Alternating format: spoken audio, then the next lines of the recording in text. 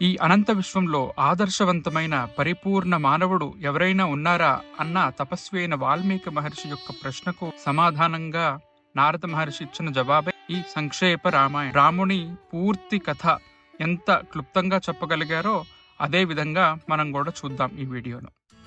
Welcome to Brahma Universal Media. Narada Valmiki సంవాదం. నిరంతరం వేదాధ్యయనం మరియు తపస్సులో ఉండే వాల్మీకి మహర్షి ఆశ్రమానికి నారదముని ఒకనాడు వచ్చినప్పుడు ఒక అద్భుతమైన ప్రశ్న అడిగారు వాల్మీకి. ఈ ప్రస్తుత లోకంలో అన్ని ఉత్తమ గుణాలు కలిగిన ఒక మహనీయులు ఎవరైనా ఉన్నారు అని ఈ యొక్క 16 గుణాలు చెప్పారు. గుణవంతుడు, పరాక్రమవంతుడు, ధర్మజ్ఞుడు, చేసిన మేలును మరచిపోని కృతజ్ఞుడు, ఎల్లప్పుడూ సత్యాన్నే చెప్పేవాడు, దృఢ సంకల్పం కలవాడు, ఉత్తమ నడవడిక కలవాడు, గొప్ప శీలం కలవాడు, సకల ప్రాణుల మేలు కోరేవాడు, సమస్త శాస్త్రాలను ఆపోసన పట్టినవాడు, అసాధ్యమైన దానిని సాధించగలిగే సమర్థుడు, అద్వితీయమైన అందం కలవాడు, ఆత్మ నిగ్రహం కలవాడు, ధైర్యం కలవాడు, కోపాన్ని పూర్తిగా జయించినవాడు, తేజస్సుతో ప్రకాశించేవాడు, ఇతరుల పట్ల అసూయ లేనివాడు, అలాగే రణరంగంలో ఆగ్రహిస్తే దేవతలు సైతం భయపడే శక్తి కలవాడు అని ఈ సమాధానం చెప్పగలిగే సమర్థుడైన నారద మహర్షిని కుతూహలంగా అడిగాడు. ఈ ప్రశ్నలు విన్న త్రిలోక జ్ఞాని నారదుడు చిరునవ్వు చిందించి ప్రేమతో సంతోషంగా చెబుతాను విను అని సమాధానం ఇచ్చి ఇలా చెప్పసాగాడు. నీవు అడిగిన ఇన్ని గొప్ప గుణాలు ఒకరిలోనే ఉండడం చాలా అరుదు, కానీ అటువంటి గుణాలు ఉన్న ఒకరి గురించి నాకు తెలుసు. ఈ ప్రపంచంలో కేవలం ఒకే ఒక్కరు మాత్రమే ఉన్నారు. ఆయనే ఇక్ష్వాకు వంశజుడైన శ్రీరాముడు అని చెప్పి ఆయన గాథను ప్రారంభించారు. శ్రీరాముని స్వరూపం. ఇక్ష్వాకు వంశంలో జన్మించిన శ్రీరాముడు సర్వగుణ సంపన్నుడు. భౌతికంగా ఆయన ఆజానుబాహు, విశాల వక్షస్థలంతో అద్భుతమైన వీర రూపం కలిగినవాడు. మానసికంగా సకల వేదాలు, శాస్త్రాలు, యుద్ధ విద్యల్లో ఆపోసన పట్టిన మహాజ్ఞాని. నదులన్నీ సముద్రాన్ని చేరినట్లు సత్పురుషులందరికీ ఆయనే ఆశ్రయం. ఆయన అందంలో చంద్రుడు, పరాక్రమంలో శ్రీ మహావిష్ణువు, ధైర్యంలో హిమవంతుడు, త్యాగంలో కుబేరుడు, ఓర్పులో భూదేవి. కానీ అధర్మం ఎదురైతే మాత్రం ప్రళయాగ్నిలా మారుతాడు. ఒక మాటలో చెప్పాలంటే ప్రాణం పోయినా ఆడిన మాట తప్పని సకల జీవరాశులను రక్షించే సజీవ ధర్మమే మన శ్రీరాముడు. రామో విగ్రహవాన్ ధర్మ అని చెప్పారు నారద మహర్షి.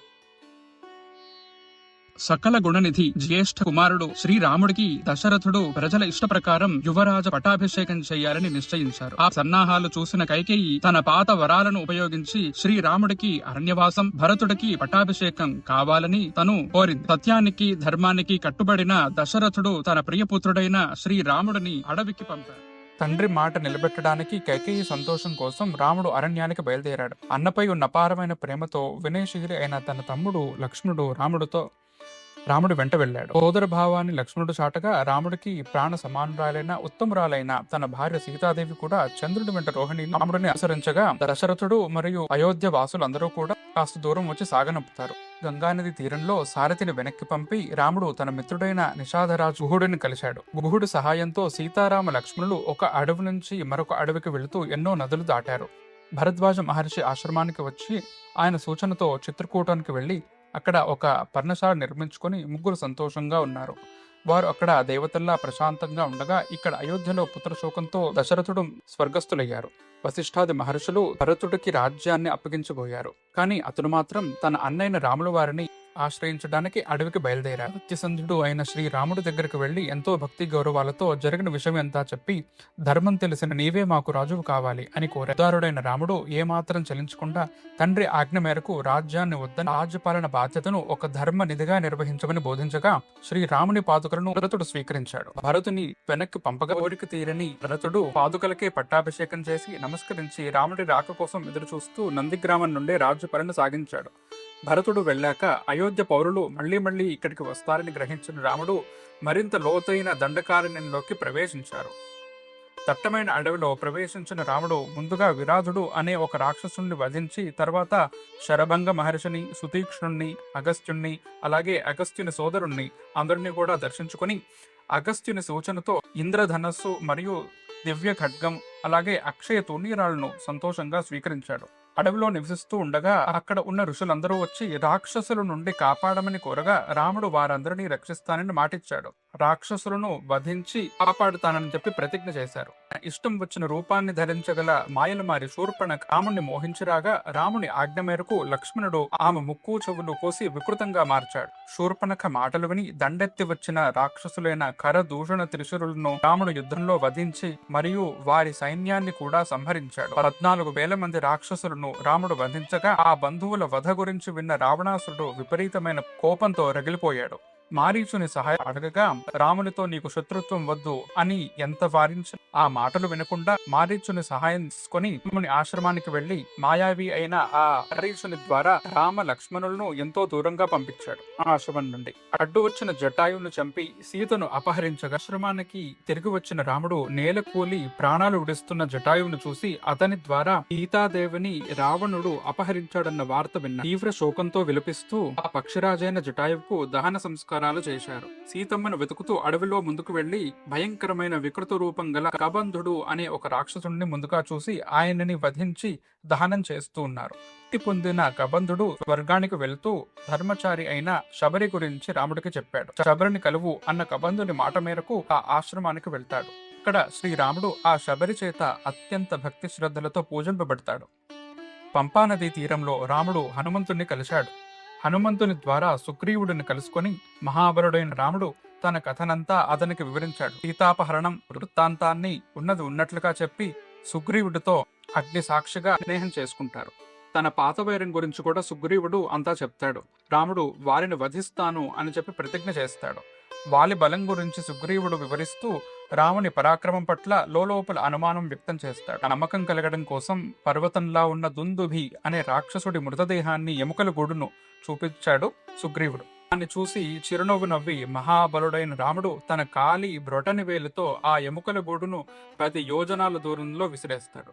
సుగ్రీవుడికి మరింత నమ్మకం కలిగించడానికి రాముడు ఒకే ఒక బాణంతో 7 సాలవృక్షాలను, పర్వతాన్ని, భూమిని అంతా కలిపి ఛేదిస్తాడు. దానితో రాముని బలంపై పూర్తి నమ్మకం కుదిరిన సుగ్రీవుడు సంతోషించి రామునితో కలిసి కిష్కింధ గుహ వద్దకు వెళతాడు. అక్కడకు వెళ్లి బంగారు వర్ణంలో ఉన్న సుగ్రీవుడు గట్టిగా గర్జించగా ఆ శబ్దం విన్న వాలి తన భార్య అయిన తార ఎంత వారించినా కూడా వెళ్లొద్దని ఆ మాటలేవి లెక్క చేయకుండా వచ్చి సుగ్రీవుడితో యుద్ధం చేస్తూ ఉంటాడు. ఇప్పుడు రాముడు ఒకే ఒక బాణంతో వధిస్తాడు. సుగ్రీవునికి ఇచ్చిన మాట మేరకు ఆ యుద్ధంలో వారిని చంపి రాముడు కిష్కింధ రాజ్యానికి సుగ్రీవుడినే రాజుగా చేశాడు. వానరరాజైన సుగ్రీవుడు వానరులందరినీ రమ్మని చెప్పి సీతమ్మ జాడను ఎక్కడున్నా కానీ నిలబెట్టాలని నలుదిక్కలకు అందరినీ పంపిస్తాడు. సంపాతి ఇచ్చిన సమాచారంతో హనుమంతుడు 100 యోజనాల సముద్రాన్ని ఎగిరి దాటుతాడు. సముద్రం దాటి రావణ పాలితమైన లంకానగరంలోకి ప్రవేశించి అశోకవనంలో శ్రీరాముణ్ణి ధ్యానిస్తున్న సీతాదేవిని చూశాడు. రాముని ఆనవాళ్లుగా ఉంగరాన్ని సమర్పించగా జరిగిన వృత్తాంతాన్నంతా సీతమ్మకు వివరించి ఓదారుస్తాడు. ఆ తర్వాత అశోకవనపు తోరణాన్ని ధ్వంసం చేస్తాడు. అడ్డుకోబోయిన 5 సేనాపతులు, 7 మంత్రి కుమారులు, శూరుడైన అక్షకుమారుడిని సంహరించి ఇంద్రజిత్తు వేసిన బ్రహ్మాస్త్రానికి కట్టుబడతాడు. తనంతట తానుగా శత్రువులకు బందీ అయ్యాడు. బ్రహ్మదేవుని వరం వలన బ్రహ్మాస్త్రం నుండి విముక్తుడయ్యానని తెలిసినప్పటికీ తనను బంధించిన రాక్షసుల చర్యలను హనుమంతుడు కావాలనే సహించాడు. ఆ తరువాత సీతాదేవి ఉన్న ప్రదేశాన్ని మినహాయించి మిగిలిన లంకానగరాన్నంతా అగ్నితో దహింపచేస్తాడు. ప్రియమైన వార్తను రామునికి చెప్పడానికి హనుమంతుడు తిరుగు ప్రయాణమవుతాడు. తిరిగి వచ్చి ఆ మహాత్ముడైన శ్రీరామునికి ప్రదక్షిణం చేసి నమస్కరించి చూశాను సీతమ్మను అని అసలు విషయాన్ని ఉన్నది ఉన్నట్లుగా వివరిస్తాడు. సుగ్రీవునితో కలిసి సముద్ర తీరం చేరిన రాముడు సూర్యుని లాంటి తన బాణాలతో ఆ సముద్రాన్ని క్షోభపెట్టగా సముద్రుడు ప్రత్యక్షమై ఇచ్చిన సలహా మేరకు రాముడు నలుని చేత సముద్రంపై వారధి నిర్మింపజేస్తాడు. ఆ వారధి ద్వారా లంకకు వెళ్లి రావణాసురుడితో ఒక ఘోర యుద్ధంలో రావణుని సంహరించి సీతాదేవిని తిరిగి పొందుతాడు. లోకోపవాద భయంతో సంకోచించాడు. సభలో రాముడు కఠినంగా మాట్లాడగా ఆ మాటలు భరించలేని పతివ్రత అయిన సీతమ్మ అగ్నిలో ప్రవేశిస్తుంది. అగ్నిదేవుని మాటతో సీత పవిత్రురాలని లోకానికి చాటి చెప్పి రాముడు సంతోషంగా సీతమ్మను స్వీకరిస్తాడు. దేవతలందరి చేత పూజింపబడతాడు. ఆ రావణ సంహారం అనే గొప్ప కార్యానికి ముల్లోకాలలో సకల ప్రాణులు, దేవతలు, మహర్షులు అందరూ ఎంతో సంతోషించారు. లంకకు రాజుగా విభీషణుని పట్టాభిషేకం చేసి తన కర్తవ్యం పూర్తవడంతో రాముడు తాపం తొలగి ఆనందించాడు. దేవతల వరంతో చనిపోయిన వానర సైన్యాన్నంతా మరలా తిరిగి బ్రతికించుకుంటాడు. రాముడు మిత్రులతో కలిసి పుష్పక విమానంలో అయోధ్యకు బయలుదేరతాడు. మార్గమధ్యంలో భరద్వాజ ఆశ్రమానికి వెళ్లి తన రాకను రథుడుకు ముందుగా చెప్పమని చెప్పి హనుమంతుడిని పంపిస్తాడు. పుష్పక విమానంలో వస్తూ పాత విషయాలను మిత్రులతో సీతమ్మతో అందరితో చెప్తూ ఉంటారు. నంది గ్రామానికి వచ్చి తన తమ్ముళ్లతో అందరితో కలిసి జడలు తీసివేసి రాముడు సీతా సమేతంగా తన రాజ్యాన్ని తిరిగి పొందాడు. రామరాజ్యంలో ప్రజలు సంతోషంగా, ఆరోగ్యంగా, ధర్మబద్ధంగా మరియు ఎలాంటి రోగాలు, కరువుల భయం లేకుండా జీవించారు. అప్పటిదాకా జరిగిన విషయం చెప్పిన నారదుడు ఇక రాబోయే విషయాన్ని చెబుతున్నారు. రామరాజ్యంలో తండ్రులకు పుత్రశోకం ఉండదు. స్త్రీలు వైధవ్యం పొందక ఎల్లప్పుడూ పతివ్రతలుగా జీవిస్తారు. అగ్ని ప్రమాదాలు, వరదలు, తుఫాన్లు, అంటువ్యాధులు వంటి భయం పిల్లలకు ఏమాత్రం ఉండదు. ఆకలి బాధలు, దొంగల భయం లేకుండా నగరాలు మరియు దేశమంతా ఎల్లప్పుడూ ధన ధాన్యాలతో సమృద్ధిగా ఉంటుంది. కృతయుగంలో లాగా ప్రజలంతా ఆనందంగా జీవిస్తారు. రాముడు అనేక అశ్వమేధ యాగాలు మరియు సువర్ణ దానాలు చేస్తాడు. కోటానుకోట్ల గోవులను, అపారమైన దానాన్ని విద్వాంసులకు దానం చేసి శ్రీరాముడు బ్రహ్మలోకానికి వెళతాడు. రాముడు అనేక రాజవంశాలను వృద్ధి చేసి 4 వర్ణాల వారిని తమ తమ ధర్మాల్లో స్థిరపడేలా చేస్తాడు. 11,000 సంవత్సరాల పాటు రాజ్యపాలన చేసి శ్రీరాముడు బ్రహ్మలోకానికి, తన వైకుంఠానికి తిరిగి వెళతారు. వేదాలతో సమానమైన పరమ పవిత్రమైన ఈ రామచరితాన్ని పఠించేవారు తమ సమస్త పాపాల నుండి పూర్తిగా విముక్తులవుతారు. ఆయుష్ను పెంచే ఈ కథను చదివేవారు బంధుమిత్రులతో, కుటుంబాలతో సంతోషంగా జీవించి స్వర్గంలో కూడా పూజింపబడతారు. సంక్షేప రామాయణాన్ని నిత్యం పఠించేవారు తమ తమ వృత్తులలో అత్యుత్తమ శిఖరాలను ఖచ్చితంగా చేరుకుంటారు. ఇక్కడితో నారదుడు వాల్మీకి చెప్పిన 100 శ్లోకాల సంక్షేప రామాయణం అనే 1వ సర్గ పూర్తవుతుంది. మొదటి వీడియోకు చాలా మంచి రెస్పాన్స్ ఇచ్చి సపోర్ట్ చేసిన అందరికీ కృతజ్ఞతలు. ఇంకా ఉత్సాహంతో మరెన్నో విశేషమైన టాపిక్స్ అన్ని మీ ముందుకు తీసుకొస్తాం బ్రహ్మ యూనివర్సల్ మీడియా ద్వారా. వచ్చే వారం వీడియోలో ఇంకొక ఇంట్రెస్టింగ్ టాపిక్తో మళ్ళీ మీ ముందుకు వస్తాం. Thank you.